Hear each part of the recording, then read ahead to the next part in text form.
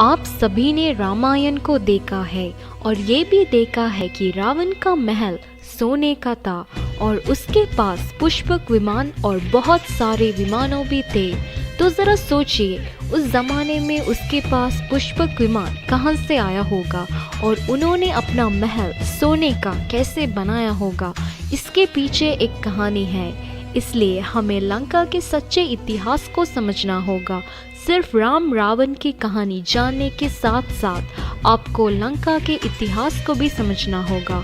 विमान का पहला आविष्कार तो लंका में ही हुआ था, तो ये सब कैसे संभव हुआ, इसके पीछे एक रोचक सी कहानी है। सोने की नगरी लंका, जिसे हम आज श्रीलंका कहता जाता है, उसे लोनली प्लैनेट भी कहता है। उसे एक और नाम है जो कम लोगों को पता है, वो है हेला राष्ट्र, और वहाँ के लोगों को हेलियो कहा जाता है। मतलब वो लोग संबंधित थे सूरज और चांद से।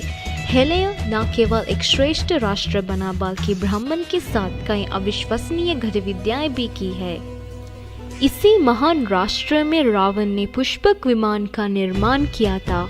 हम नहीं समझते हेला राष्ट्र कितना महान था, मगर विदेशी देशों में हेला राष्ट्र के बारे में कई मिथक कहानियां प्रचलित है। हेला लंका एक ऐसा राष्ट्र है जो अंतरिक्ष से पृथ्वी पर आया है। अमेरिका की रिसर्च एजेंसी नासा ने जब एलियंस को संपर्क करने की कोशिश की थी, तो उन्होंने लंका की भाषा सिंहला में एलियंस को संदेश भेजे थे।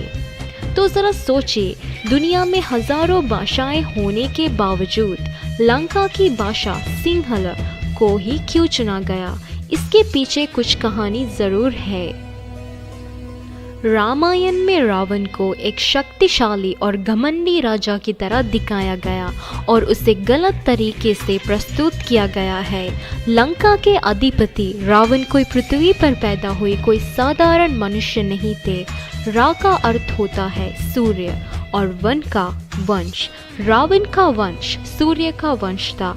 वो एक स्टार से पृथ्वी पर आए थे। ऐसा माना जाता है कि वो स्टार एल-नीलम है। एल-नीलम तारा क्षितिज के पार बिखरे तारे की तारामंडल में एक स्थित तारा है। श्रीलंका से दिसंबर और जनवरी में शाम 7 बजे के बाद आसमान में इस ओरायन स्टार को देखा जा सकता है। ओरायन तारामंडल श्रीलंका के राजा रावण के सितारे हैं। शील्ड में शेर के साथ उस शिकारे को देखिए तो आप समझ जाएंगे।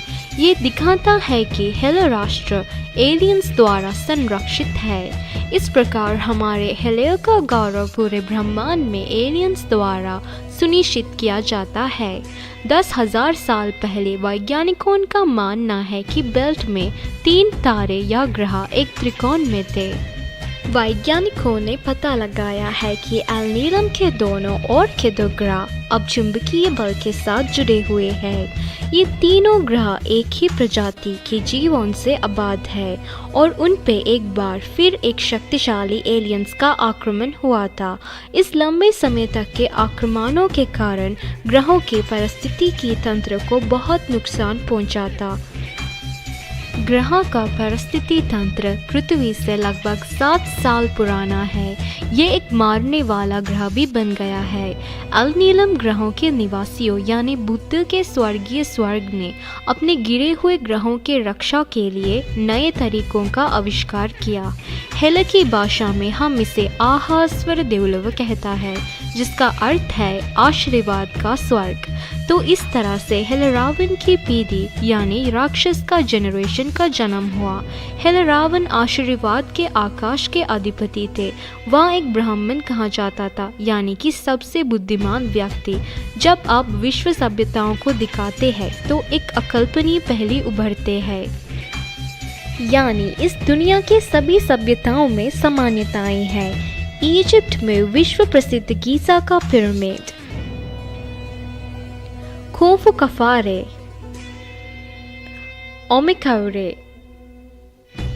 रुआनवाली महासागर, मिर्जावेटिया एंड चेतवनारामया इन श्रीलंका पहले उल्लेखित ओरायन तारामंडल के पेगाडो के साथ ओरायन तारामंडल के बेल्ट माना जाता है। 3 सितारों एलनीटैक, एलनीलम और मिनटाका ये निर्माण किया गया है। ये दुनिया में एक बहुत बिग पिरामिड बन जाता है जिसे कोई देख नहीं सकता है।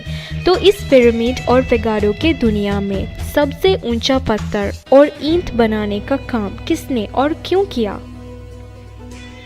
ओरायन के नक्षत्र के अनुरूप कैसे किया है? ये प्रश्नों का एक समूह है जिन्हें हल करने की आवश्यकता है, लेकिन फिर भी कोई सही जवाब नहीं है। हालांकि दुनिया के विभिन्न विद्वानों ने इस पहेली को सुलझाने की कोशिश की है, लेकिन अभी भी ऐसे कोई जवाब नहीं है जिसे सारी दुनिया स्वीकार कर सके।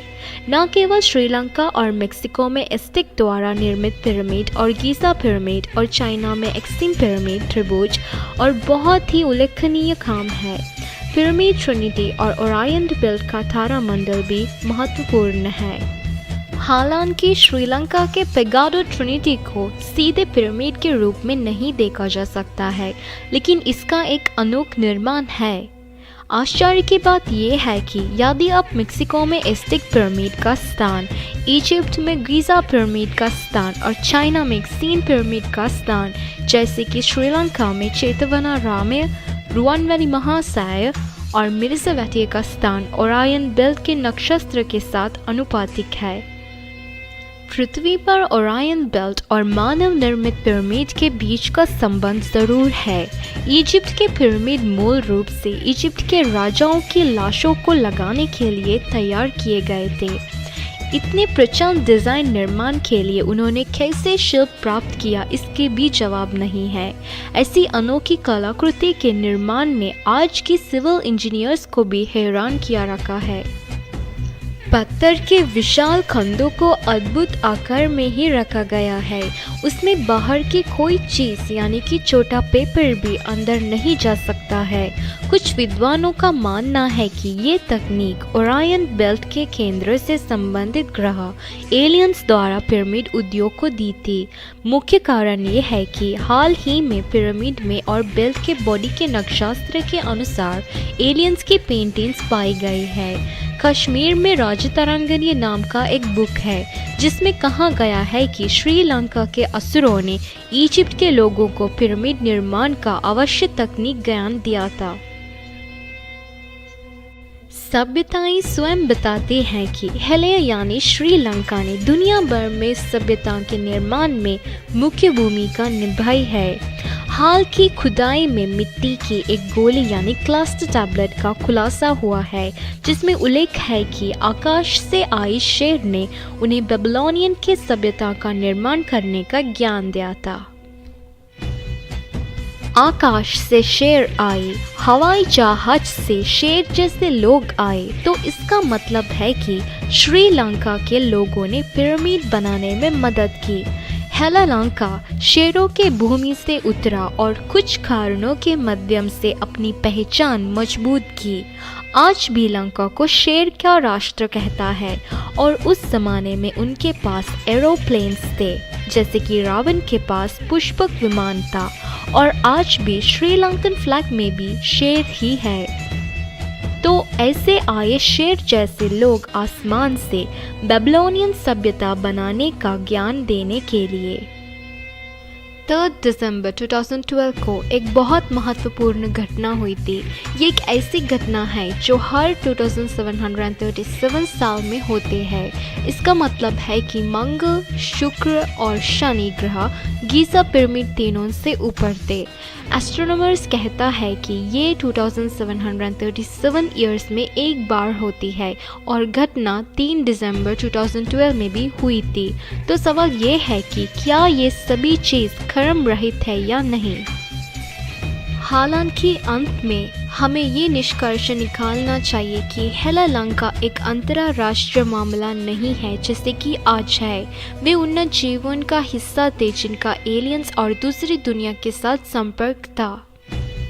उन्हें किसी ने नष्ट किया, ये एक सवाल है जो अभी भी हमारे दिमाग में है। समय की रेत में दफन इस उन्नत लंका की सच्चे कहानी फिर से प्रकट होंगे, वो दिखाई देगा। इसलिए जैसे कि मैंने बताया कि एल-नीलम ग्रह पर एलियंस द्वारा हमला किया गया था, इसमें कई लोगों की जाने गई, तो भगवान रावण ने इन बचे हुए जीवों का निर्णय किया चिन्हित मानव प्रजातियों से जाने की एक नई प्रजाति उत्पन्न हुई। आज हम जिस धरती की बात कर रहे हैं वह धरती के लोग हैं।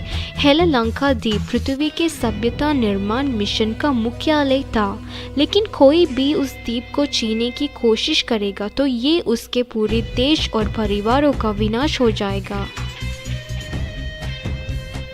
और दूसरे कारण ये है कि इसका मुख्य कारण पृथ्वी के केंद्र का स्थान लंका है। दूसरे ये है कि हिल द्वीप के भीतर ऊर्जा को ऊपर और नीचे ले जाने वाले 2 स्वर्ण भूमिक शक्ति केंद्र है। अन्य राष्ट्र इसे अगर हानि पहुंचाने की कोशिश करते हैं तो उनका भी विनाश हो जाएगा। ये माना जाता है कि इससे कॉस्मोस से आने वाले हवाई जहाज के लिए आसान हो जाएगा और इसे छोड़ना आसान हो जाएगा। तो हेला रावण वंश को एल-नीलम ग्रह से जीवित जीवों के विस्तार के रूप में भी जाना जाता है। श्रीलंकन असुर साम्राज्य के विस्तार के माध्यम से दुनिया भर में सभ्यताओं का निर्माण किया गया था। मानवीय बस्तियों के वर्तमान धारणा और पृथ्वी के विकास में परिवर्तन हुआ है और एक अलग कहानी सामने आए हैं। कहानी दुनिया के 5 सभी शक्तिशाली देशों के साथ साधारण एलियंस के रिश्तों के जानकारी के आगमन के साथ जोड़ी गई है और वैज्ञानिक ने अब स्वीकार कर लिया है कि मनुष्य एक कृत्रिम जीव है। हेला साम्राज्य के आधार पर दुनिया भर में 7 उपनिवेश स्थापित किया गया है। मानव उत्पत्ति के तेजी से विस्तार या मानव निर्माण के गति में परिवर्तन दुनिया भर में तेजी से फैल गया है।